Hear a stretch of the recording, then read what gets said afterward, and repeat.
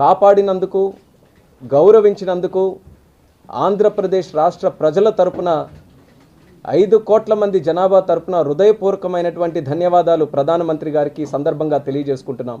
ఇందులో ముఖ్యంగా ఈ 11,440 కోట్ల రూపాయలు, సుమారు 10,300 కోట్ల రూపాయలు డైరెక్ట్ ఈక్విటీ కింద, అలాగే 1,140 కోట్ల రూపాయలు 7% అందులో non cumulative preference share capital కింద కన్వర్ట్ చేసే విధంగా ఈ యొక్క సహాయ సహకారాలు చేయడం జరుగుతుంది. ఎంతో కాలంగా ఈ యొక్క సమస్య జటిలంగా ఉంది, ఏమవుతుందో తెలియదు. ఒక అయోమయ పరిస్థితిలో ఉన్నటువంటి విశాఖపట్నం స్టీల్ ప్లాంట్కి రాష్ట్ర ప్రభుత్వం, కేంద్ర ప్రభుత్వం ఇద్దరూ కూడా ఒక హామీ ఇచ్చాం.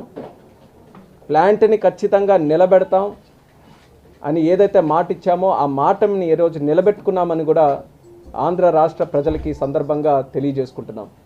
అయితే ఒక పక్కన దీనికి ప్రధాన కారణం ప్రధానమంత్రి నరేంద్ర మోదీ గారు అయితే, మరొక పక్కన ఇది ఇంతవరకు కూడా తీసుకొని రావడానికి గత 7 నెలలుగా ఆంధ్రప్రదేశ్ రాష్ట్ర ముఖ్యమంత్రి వర్యులు నారా చంద్రబాబు నాయుడు గారు కూడా ఎప్పటికప్పుడు ప్రధానమంత్రి గారిని కలిసినప్పుడు ఇదే ఒక ప్రధానమైన ఎజెండాగా దీన్ని ప్రస్తావిస్తూ దీనికి సంబంధించి న్యాయం చేయాలని ఎన్నో సందర్భాల్లో కోరడం కూడా జరిగింది. ఆ యొక్క రిక్వెస్ట్ని అంగీకరిస్తూ కేంద్ర ప్రభుత్వం ఈ యొక్క నిర్ణయం కూడా తీసుకుంది. అందులో మరొక ముఖ్యమైన వ్యక్తి, మనం ఈరోజు తెలుగు ప్రజలు ధన్యవాదాలు తెలియజేసినటువంటి వ్యక్తి మన స్టీల్ మినిస్టర్ గారు అన్న కుమారస్వామి గారు. ఆయనకి కూడా రాష్ట్ర ప్రజల తరపున ప్రత్యేకమైనటువంటి ధన్యవాదాలు తెలియజేసుకుంటున్నాం. ఆయన మొదటి నెలలోనే విశాఖపట్నం స్టీల్ ప్లాంట్ తాలూకా సమస్య, ఒక క్యాబినెట్ మినిస్టర్గా నేను కూడా ఈరోజు ఉన్నాను కాబట్టి ఆయనకు కూడా తెలియజేశాం. అప్పటికే ఒక చర్చ అనేది కేంద్ర ప్రభుత్వంలో జరుగుతున్న సందర్భంలో కుమారస్వామి గారు కూడా దీని మీద లీడ్ తీసుకొని ప్లాంట్ని సందర్శించడానికి వెళ్ళి ఒక రాత్రిపూట కూడా అక్కడ గడిపి కేవలం పై స్థాయిలో ఉన్నటువంటి అధికారులే కాకుండా కార్మికులందరితో కూడా కలిసి ఆ రోజు ఒక పటిష్టమైన హామీ ఇవ్వడం జరిగింది. భారతదేశంలోనే ఒక ఉన్నతమైనటువంటి సామర్థ్యం కలిగిన స్టీల్ ప్లాంట్ మన వైజాగ్ స్టీల్ ప్లాంట్ని ఖచ్చితంగా కేంద్ర ప్రభుత్వం కాపాడుకుంటుంది, దాన్ని అన్ని విధాలుగా రివైవ్ చేస్తుంది, అదే మా లక్ష్యం అని చెప్పి ఆయన కూడా మాటిచ్చారు.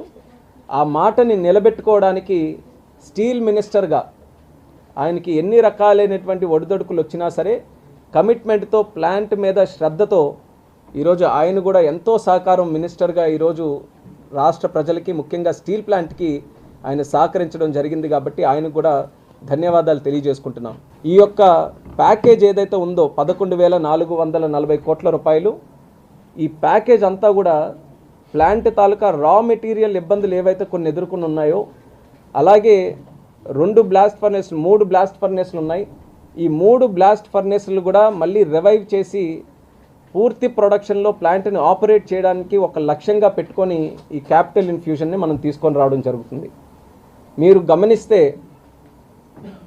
మొన్న జరిగినటువంటి ఎన్నికల్లో ఆంధ్రప్రదేశ్ ప్రజలందరూ కూడా ఒక నిర్ణయం తీసుకొని రాష్ట్రంలో, కేంద్రంలో ఎన్డీఏ ప్రభుత్వాన్ని గెలిపించడం జరిగింది.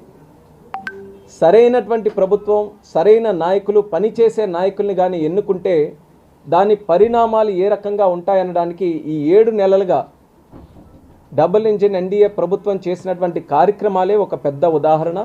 అందులో మణి కిరీటం లాంటిది ఈ యొక్క స్టీల్ ప్లాంట్ తాలూకా ఆర్థిక సహాయం అన్నది కూడా తెలియజేస్తున్నాను. మరి దీనికి సంబంధించి గత 7 నెలలుగా ఇది ఒక రకంగా అతిపెద్ద సహాయ సహకారం ఈరోజు స్టీల్ ప్లాంట్కి సంబంధించి అయినప్పటికీ కూడా గత 7 నెలలుగా అనేక కార్యక్రమాలు దీనికి సంబంధించి చేశాం. వచ్చిన వెంటనే, కొత్త ప్రభుత్వం ఏర్పడిన వెంటనే క్రిటికల్ స్టేజ్లో స్టీల్ ప్లాంట్ ఉంటే అప్పుడు కూడా మినిస్టర్ గారి తాలూకా సహకారంతో సుమారు 1,640 కోట్ల రూపాయలు ఒక ఆర్థిక సహాయం కూడా చేయడం జరిగింది. దానివల్ల 2 బ్లాస్ట్ ఫర్నెస్లు మళ్ళీ ఫుల్ ఫ్లెడ్జ్డ్గా రన్ చేసే అవకాశం దక్కింది. దానితో పాటు శాండ్ మైన్ తాలూకా ఇష్యూ, క్వార్ట్స్ తాలూకా ఇష్యూ, అలాగే మిగిలిన మైన్స్ తాలూకా మ్యాంగనీస్ తాలూకా ఇష్యూ ఉంటే గత 2 సంవత్సరాలుగా కిందటిసారి ఉన్నటువంటి రాష్ట్ర ప్రభుత్వం ఆంధ్రప్రదేశ్ రాష్ట్రంలో స్టీల్ ప్లాంట్ మీద ఉన్నటువంటి అశ్రద్ధతో అసలు పట్టించుకోకపోవడం వల్ల అప్పుడున్నటువంటి మైనింగ్ లైసెన్సులు కూడా రెన్యూ చేయకపోతే మళ్ళీ కొత్త ప్రభుత్వం ఎన్డీఏ ప్రభుత్వం వచ్చిన తర్వాత ఆ లైసెన్స్లన్నీ కూడా మళ్ళీ పునరుద్ధరించి రా మెటీరియల్ అవైలబిలిటీ, అది శాండ్ కానీ, మ్యాంగనీస్ కానీ, క్వార్ట్స్ కానీ, ఇవన్నీ కూడా రీఅవైలబుల్ చేయించాం. 1640 కోట్లు మొదటి ప్యాకేజ్ కింద ఆర్థిక సహాయం చేశాం. ఈరోజు ఫుల్ ఫ్లెడ్జ్డ్గా ఒక కమిట్మెంట్తో మరి ఎవరికి కూడా స్టీల్ ప్లాంట్ అంటే కన్ఫ్యూజన్ లేకుండా విశాఖపట్నం స్టీల్ ప్లాంట్ ఎన్నో సంవత్సరాలుగా ఏ ఉద్దేశంతోనైతే అది ఏర్పడిందో దాన్ని ఫుల్ ఫ్లెడ్జ్డ్గా రన్ చేయాలి. 3 బ్లాస్ట్ ఫర్నెస్లు కూడా రన్ చేయాలి. 7.3 మిలియన్ టన్స్ ప్రతి ఏడాది ఆ కెపాసిటీ వరకు కూడా దాన్ని పుష్ చేయాలనే ఆలోచనతో ఈరోజు ఈ క్యాపిటల్ ఇన్ఫ్యూషన్ కూడా చేస్తున్నాం. ఖచ్చితంగా ఇది ఒక చరిత్రాత్మకమైనటువంటి నిర్ణయంగా విశాఖ స్టీల్ ప్లాంట్ చరిత్రలో నిలిచిపోతుందని కూడా ఈ సందర్భంగా తెలియజేస్తున్నాను.